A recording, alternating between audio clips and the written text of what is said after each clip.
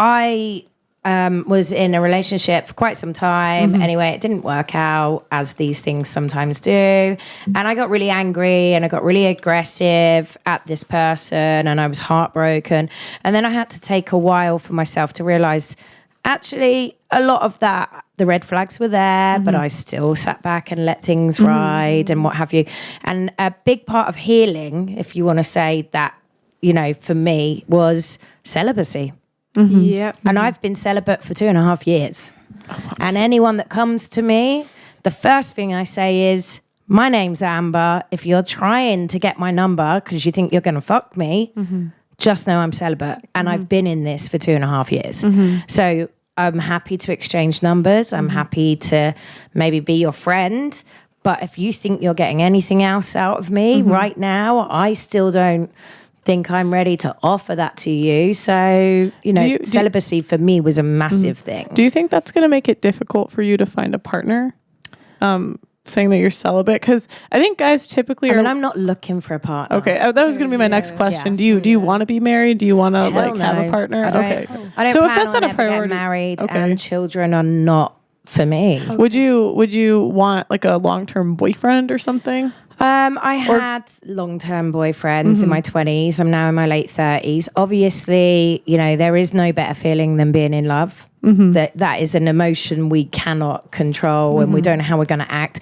You know, the idea of being in love again, yes, it would be nice. However, I'm in absolutely no hurry to get into that. And when I feel like I'm ready and when I feel like I'm comfortable to let that run, then I'll let that run. So do you ever feel like maybe you might run out of time at some point? No. Do you feel like, because 50% of a woman's options are gone by 30? If you're trying to have children. Yeah. No, it's just on which men find you attractive typically. And I'm just saying, at some point, like, men aren't lining up to date 70-year-old women, right? No. So at some point, time runs out. Yeah. I can't say what age that is, and it differs like depending on the person. Yeah. Right. But like a lot of times what I've heard from guys is they'll come in and they're like, oh, she's making me wait, but the last guy got it for free. Yeah. So it's frustrating I don't you know what I'm think saying? that you should, the whole making people wait thing, I don't agree with that. I think if you feel it and you want it, go for it. As simple as that. Like that's what chemistry is. And if you have that that immediate connection with someone and you want to do things, then do it. Why are you waiting? Okay. I didn't know if that's what you were doing, like, because you said that with guys. No. Oh no. Okay. I misunderstood you then.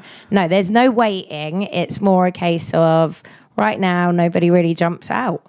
Okay. So when I feel a connection, then cool, I'm ready for it. But until that, I'm not just kind of like, I'm not waiting. There's no time limit on it. You know, we've had a pandemic. Right. So, and I, like a lot of people, had to move home. So that kind of, you know, prolonged the situation. But yeah. Well, it's just more like a lot of times, you know, I wonder why more girls don't approach dating with a sense of urgency. Because I hear that a lot with women, like, oh, I have time, whatever. But like, you know, how much time do we really have? We only have until tomorrow comes, and sometimes tomorrow isn't guaranteed. Yeah, so you have to choose to live your life. I think you choose to live your life in the moment. I think it depends on the culture as well, because it looks like in the UK we do things a bit differently, but in America, like the girls that I know, I've got a lot of family in America. They're very strategic with how they date. Like they will date multiple guys and decipher which is the best one and then go for that. I think they've got it. Well, the ones that I talk to, they've got it. They've got some sort of like regime that works. And I think from what I understand here in the UK, some of us still have this mentality of, let me date one person at one time. And I think that can cause time wasting. So I think it's just I think there might be cultural differences. I think it's just things that we need to kind of, because it's different everywhere, all over the world. Like even in Italy, like there are 90% of the women they're such in a rush to settle down, to get married, to have kids. I got a lot of girlfriends like in their 20s, married with kids, And I'm like, what? Why you're such in a rush? It's a cultural way that, should get married before 30s. And well, 90% of your eggs are gone by 30. So, I mean, there is some sort of, like, if you want 4 or 5 kids, you only have so much time to do it. Yeah, I mean, like, and 30% of women experience infertility issues. So if you want kids, like, your 20s is your best bet. But isn't that also based on genetics as well? Because there are some families where their menopause are like mid 50s, 60s. Yeah, it does. Like, so my mom is in her 50s. She still hasn't, but and she had her last kid in her 40s. But I think what I've heard is a lot of like the toxins and stuff are making women have fertility issues earlier. And plus we've all been on birth control since we were like 16. Oh yeah. And so it's like, with all of this stuff, a lot more women are experiencing infertility issues. But it's interesting you say all the women, Italy, the average age of first marriage is 34. That's lying. They're lying. It could be. Let me put women because that could, maybe there's an age gap. And oh no, 32. That's crazy. So I knew it was 31 in the UK. It's actually 27 in the US. So it's 31, and I'll explain to you why. Because Go ahead. Italian men are like the eternal Peter Pans, yeah? So they're going to take ages to settle down because mommy's still going to be there cooking for them and washing the laundry. That's why women are like, okay, I'll be your fiancé for 10 years, and when you're going to be ready to leave your mommy, then we're going to get married. That's why then the average is 32. Do you think maybe it could possibly be that the women aren't marriageable? Because it's just interesting because whenever I talk to men and women, like women are very quick to put it on the men. Yeah. But it's never on the women.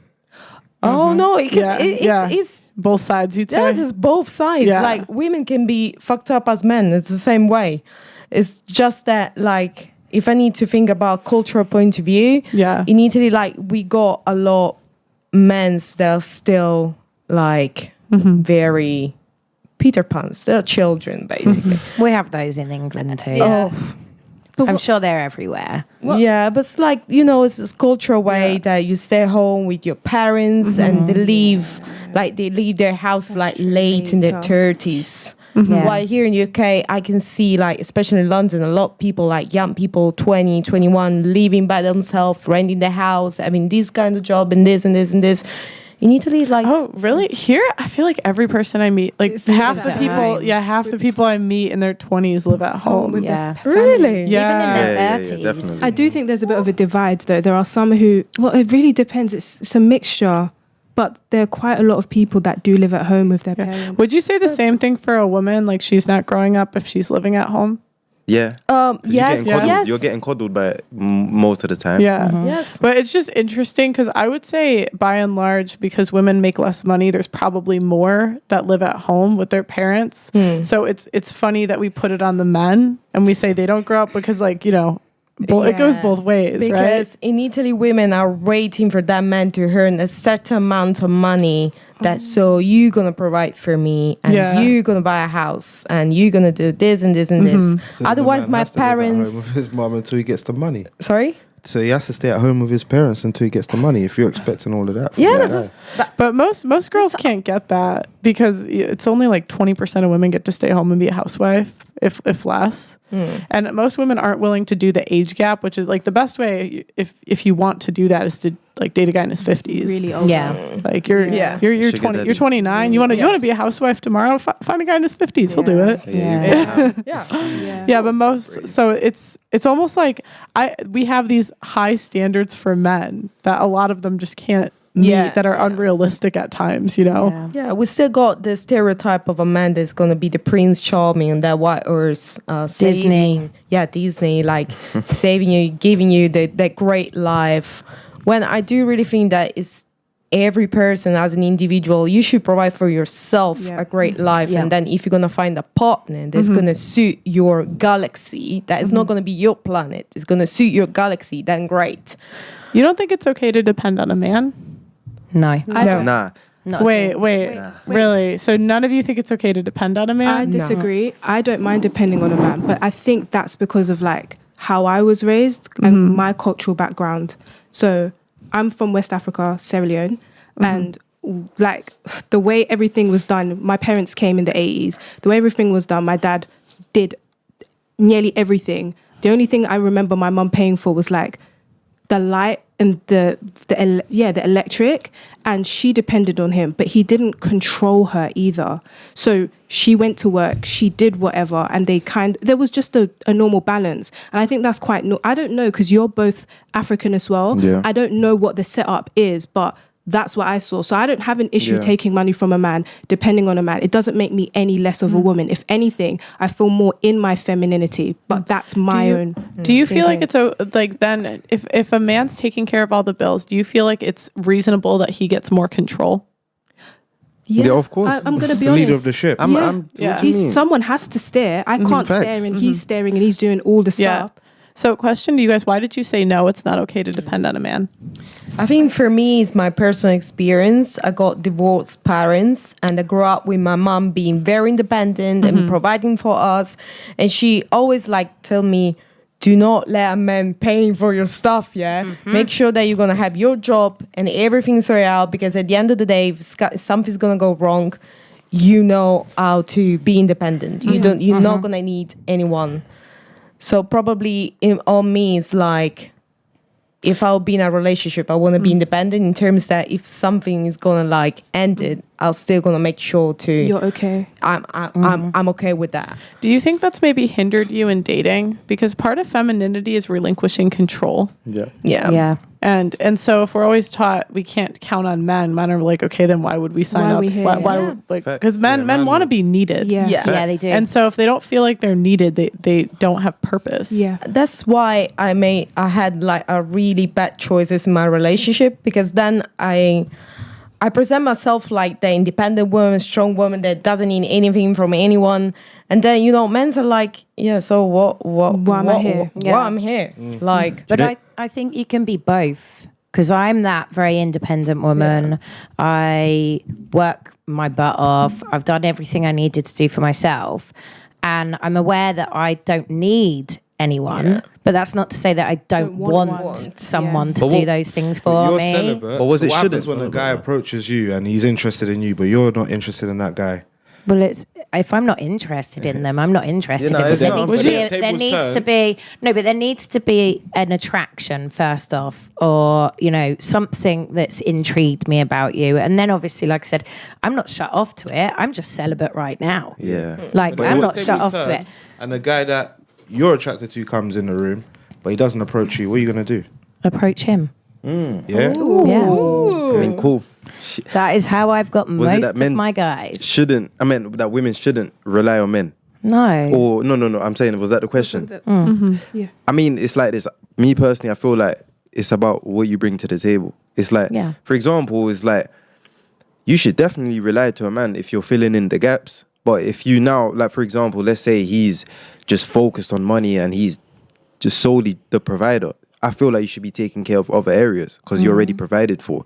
If you now want to be at home and rely on a man, he's a pimp. He's a simp, whatever you want to call it.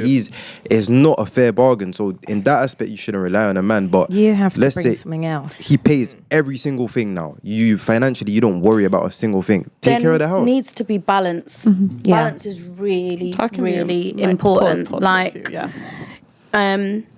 get it wrong. I love being independent. I do everything for myself. But I think there should be fairness. Like, I ain't hung up my bra. If I was to meet someone and settle down with that person, for example, if I was to get married and have more children and I'm at home and I'm raising those children, then I'm probably not going to go out to work because I'm raising the kids, right? That makes sense though, fully. So I'm going to do the household duties and he's going to be the provider, which is fair. That's what I think. Exactly. You know what I'm saying? There's balance.